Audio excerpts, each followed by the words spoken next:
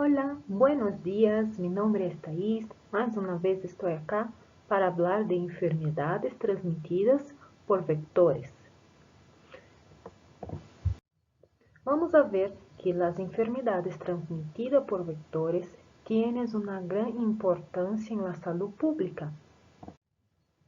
Agora, o que seriam vectores? Vetores são organismos vivos que se transmitem enfermedades infecciosas a pessoas e animais.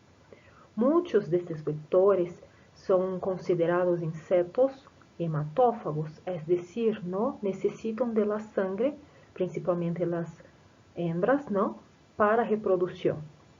Bueno, vamos a ver também que los mosquitos são considerados los vectores, las garrapatas, las moscas, eflebotomos, las pulgas, los caracoles de agua dulce, todos ellos são considerados vectores porque transmitem la enfermedad al ser humano ou também a los animales. Acá é um quadro importante que quero recalcar, que quando vamos falar de los factores que influenciam em nossa saúde, temos que levar em conta 4 determinantes. Os determinantes conductuales está relacionado com nossas condutas, como a forma que nós vivimos, nossos hábitos, nossos costumes, nossas crenças, nossas atitudes e comportamentos. Então, se nós estamos falando de enfermedades por vectores, temos que ter em conta que algumas de nossas condutas, que vamos ver mais à frente, vão favorecer essa transmissão. Outro determinante são os determinantes ambientales, então sabemos também que o ambiente pode propiciar também a transmissão de enfermedades e também está relacionado com os vectores. Um exemplo, gran parte de los vectores, como as moscas, os mosquitos, como nós falamos, necessitam ter sua replicação e seu maior prazo de vida em países tropicales e em países que são cálidos. Então, por isso que vamos a ter uma incidência muito maior em estes países do que outros países que o clima não é tão caliente. Os determinantes sociais, vamos a ver que está relacionado com nossa situação financeira, com a parte econômica e social. E os determinantes biológicos vai estar relacionado, então, com nosso organismo, como está nosso sistema imunitário, como está nossa nutrição. Algumas enfermidades vamos a ver que está relacionada com o sexo feminino, mais em sexo masculino, e assim por diante. Como mencionado, em uma de nossas condutas, entre elas, mala conduta, está que gran parte de las personas tienen este costumbre de acumular lo que sería objetos que não são utilizados, são considerados inúteis, acúmulo de basuras, todo isso vai propiciar lo que seria los vectores. E vamos agora saber quais são estas enfermidades e quais são esses vectores. O primeiro vector que quero falar é a dengue. ¿Qué sería la dengue? Bueno, segundo la Organización Mundial de Salud, vas a definir que es una infección transmitida por un mosquito que se da en regiones tropicales, como yo he mencionado, y subtropicales porque son calientes, Es transmisión, ha visto que está teniendo un gran aumento predominante en zonas urbanas, semiurbanas. Y por eso vamos a decir que es un problema de salud pública. Existem 2 tipos de dengue, Então, vamos acá, atenção.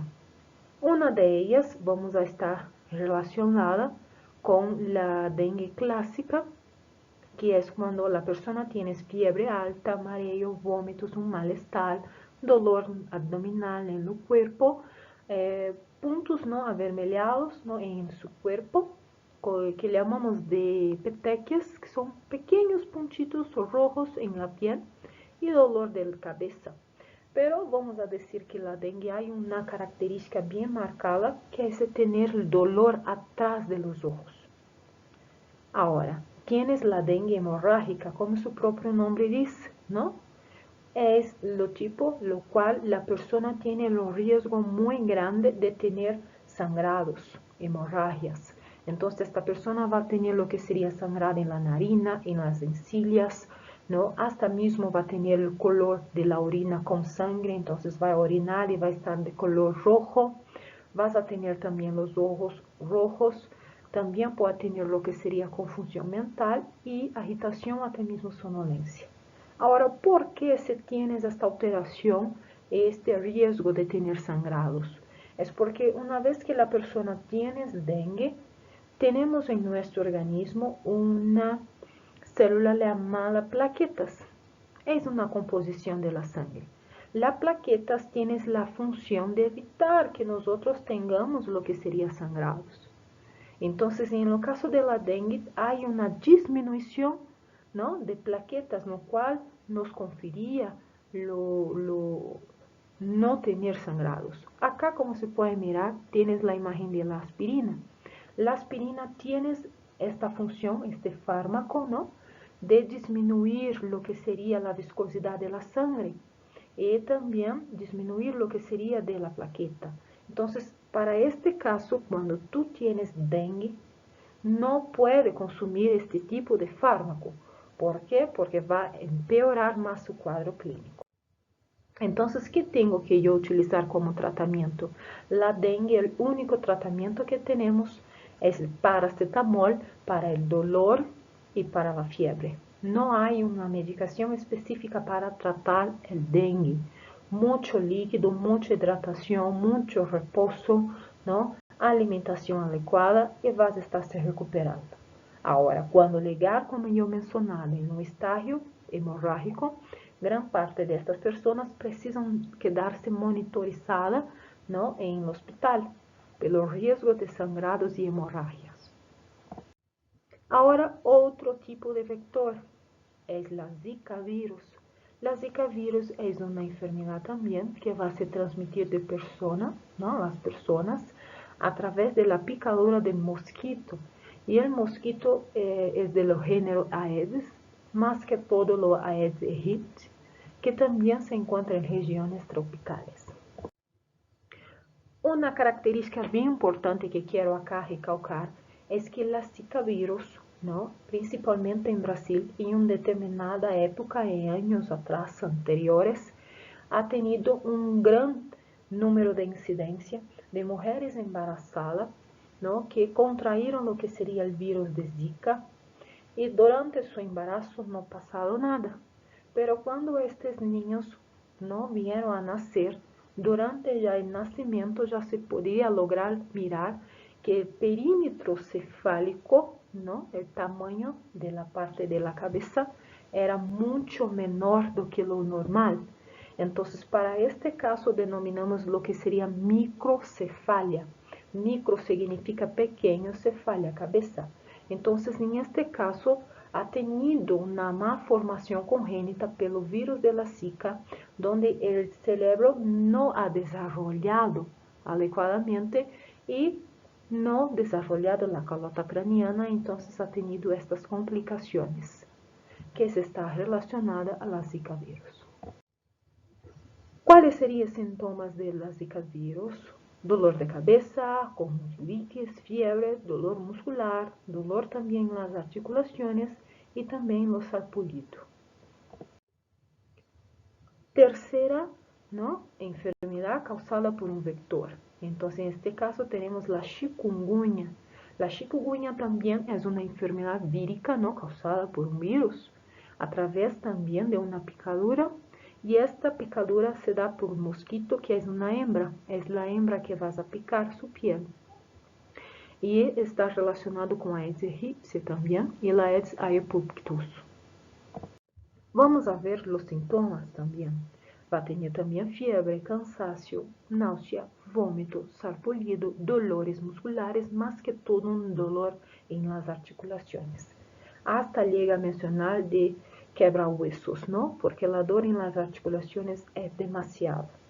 Vamos a ver que el tiempo de incubación, ¿no? Es de 3 a 7 días y vas a durar de 5 a 7 días. El diagnóstico. Es importante acá, ¿no? Tener esa atención en relación al diagnóstico, porque no sé si se dieron cuenta, cuando yo he hablado de dengue, de zika virus y de chikungunya, su sintomatología son muy similares. ¿Y cómo nosotros vamos entonces nos dar cuenta de que es una dengue, una zika, ¿no? O una chikungunya? A través de lo diagnóstico diferencial. Entonces tenemos los 3 testes rápidos, tanto para dengue, tanto para zika virus, como también para chikungunya. Pero utilizamos una técnica muy fácil y rápida y sencilla, que es la prueba de torniquete, donde consiste en nosotros, ¿no? Colocarmos lo que sería un torniquete, ¿no? En el brazo, donde vas a tener lo que es la disminución de la sangre a este espacio, ¿no? Del antebrazo, y vas a quedarse entonces por 5 minutos. Puedo también utilizar un tensómetro, ¿no? Del aparelho de presión arterial y voy a dejar ahí, ¿no? Insuflarlo por 5 minutos. ¿Qué yo tengo que lograr observar? En esta parte no cual quedado, ¿no? Sin la sangre, si tienes una alteración como la dengue mencionado, que altere y disminuye lo que serían las plaquetas, vamos a tener mayor formación de lo que llamamos petequias, que son esos puntitos rojos acá.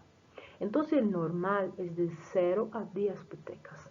Pero en este caso, si es una prueba considerada positiva, ¿no?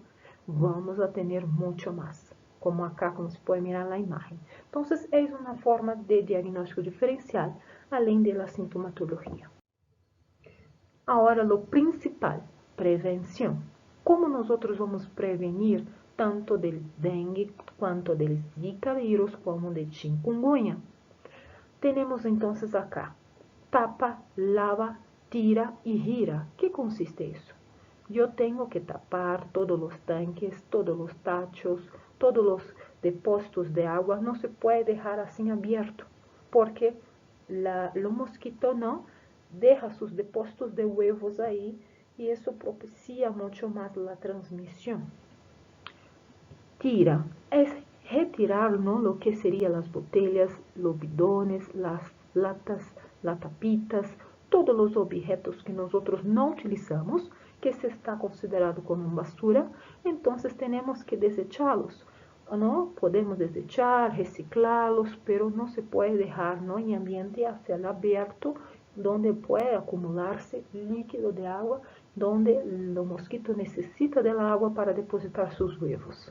Lava. Tenemos que lavar de forma constante los bebedoros, las rejillas, las canaletas, los floreros, ¿no? Los cepillos, principalmente, ¿no? De las vasillas de los perros, hay que lavar. Gira. Tenemos que golpear, ¿no? Todos los objetos no cual se puede, ¿no? Juntar agua, solamente giramos. Entonces, son medidas muy simples y sencillas que utilizamos, ¿no? En la práctica diaria. Entonces, que vas a evitar lo que sería los criaderos, ¿no? Los criaderos de los mosquitos, tanto de la dengue, zika y chikungunya. Otra forma también, una vez que estamos hablando de vectores, ¿no? De moscas, ¿no? De mosquitos, podemos también utilizar las telas, ¿no? En las ventanas, en las puertas. A los niños también protegerlos, ¿no? Con este material. Y también utilizarmos en la piel protectores, ¿no? De moscas, ¿no? Que también ayudan. También se utilizan, orientamos a utilizar las poleras de largas, ¿no? Y de color blanco, porque, o color claros, porque si hay alguna mosca que se deposita ahí, yo puedo lograr a mirar y retirar. Otra forma también es la fumigación. Entonces, en proceso de fumigación se orienta a abrir las ventanas para que pueda también ingresarse a su lar.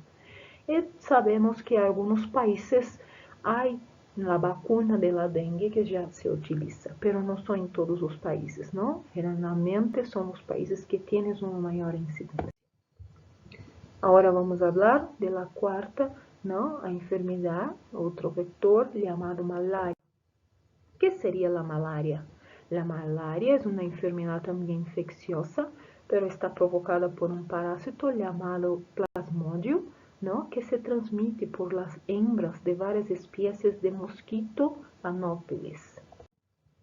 ¿Qué síntomas vamos a tener de la malaria? Fiebre, dolor de cabeza, escalofríos y vómito.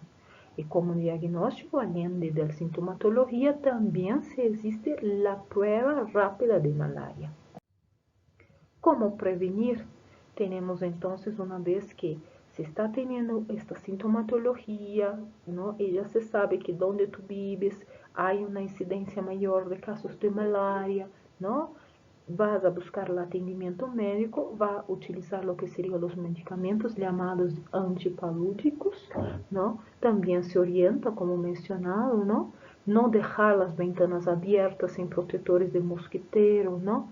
No dejar también de utilizar lo que serían los repelentes para evitar, ¿no? Que se deposite ahí entonces estos factores en su piel, ¿no? Entonces eso es importante.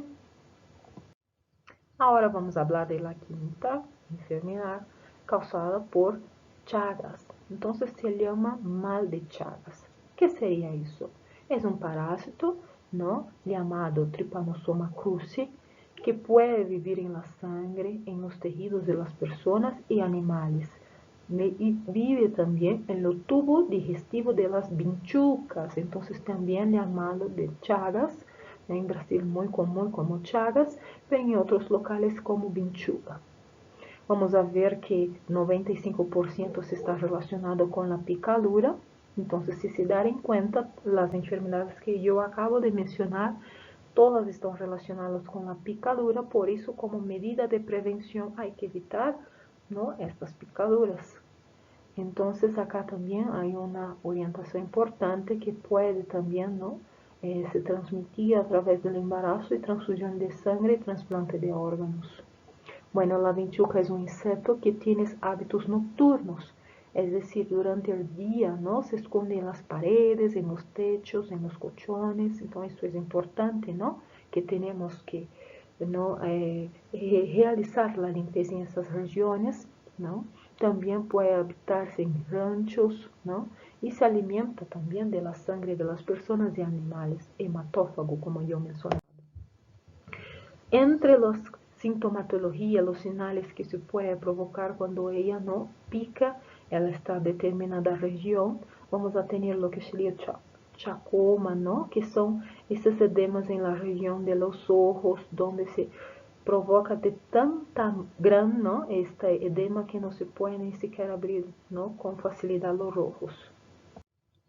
Vamos a ver que Trypanosoma cruzi está, ¿no? Relacionado con 50 millones, ¿no? En la parte de la Latinoamérica, donde vamos a tener un número muy expresivo, ¿no? Como 50 millones de muertes en la América Latina. Vamos a tener también que tenemos acá 300 millones en el Ecuador. Como mencionado, sus síntomas tienen 3 periodos: agudo, latencia y crónico. Lo agudo entonces va a tener lo que sería un cuadro de fiebre, escalofrío, dolor de cabeza y dolor en los músculos. En la fase latente, ¿no? Vamos a ver que es cuando no hay manifestación de síntomas, y entonces puede durar hasta años, ¿no? 7 años, 10 años. En lo periodo crónico, entonces es un estágio más avanzado, donde vamos a tener lesiones más que todo en el corazón. Vamos a ver que Trypanosoma cruzi tiene un tropismo, como se puede decir, en alojarse en la musculatura cardíaca. Entonces va a provocar lo que sería acá, ¿no? Que el corazón se queda débil, ¿no? Pero no solo el corazón, como el esófago, como el colon también. Y todo eso, como mencionado, ¿no? Como décadas, de 10 a 20 años, esta fase crónica. Vamos a ver acá, como mencionado, las 3 fases. Acá, como se ve en la imagen, es un corazón chagásico, que es cuando tienes el corazón aumentado, ¿no? Una cardiomegalia, un tamaño desproporcional del normal. Va también a tener lo que sería un cuadro de megacolo, porque afecta, ¿no? El colon. Megacolo se hace referencia a una dilatación anormal de las alzas intestinales, ¿no? Donde va a tener este abdomen acá bien distendido, con cuadro de constipación, o sea, no logra evacuar, ¿no? Prevención, que es lo más importante. ¿Cómo yo puedo prevenir sobre los Chagas, no? También, ¿no? Voy a utilizar lo que sería la fumigación en las casas, ¿no? Para eliminar lo que serían las vinchucas. Voy a hacer la adaptación. Siempre es importante renovar las estructuras de la casa, ¿no? De techo, acondicionamiento en el interior de la casa.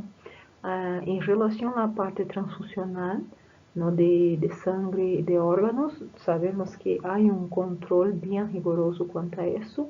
E em relação à transmissão madre e hijo, no, entonces temos também o que seriam os protocolos de cribado durante o embarazo para identificar, no, de forma precoce e tratamento precoce para não causar daño tanto à madre como ao feto. Por isso que uma das medidas de prevenção é realizar lo que serían los controles prenatales. Otra forma de prevención, mantener siempre la vivienda limpia, ¿no? En buen estado, evitar materiales de construcción, ¿no? Cerca de la casa, siempre, ¿no? Limpar detrás de los cuadros, de los muebles, como dice, ¿no? Que se queda ahí durante el día. Siempre es importante también lavar los alimentos antes de consumirlo, mantener una casa bien ventilada, iluminada. Los perros también es importante dejarlos limpios, ¿no? En un lugar alejados de la casa, y la fumigación más que todo. Otra también enfermedad llamada leishmaniose. En Brasil, ¿no? Llamamos por el nombre de birigüí, donde hay un número mayor expresivo, ¿no? De incidencia en el sur de Brasil. E também chamamos de mosquito de palha. O que seria isso? Como se pode mirar acá na imagem que eu aposto, na parte de techo, não? Há material de construção utilizado que favorece muito o que seria a instalação aí de la leishmaniose. Vamos a ver também que é um agente de transmissão de la leishmaniose, la flebotoma. Que sería entonces de forma más clara, ¿no? Es un protozoo, un parásito, tenemos más de 20 tipos de especies y lo principal, los síntomas, fiebre, pérdida del peso, apetito, ¿no? Inflamación en el hígado y el vaso. El tratamiento vamos a ver que se da, ¿no? Ingestiones por 20 días de forma diaria, 3 ampollas, y es feito cálculo de acuerdo con el peso del paciente. ¿Cómo se contagia?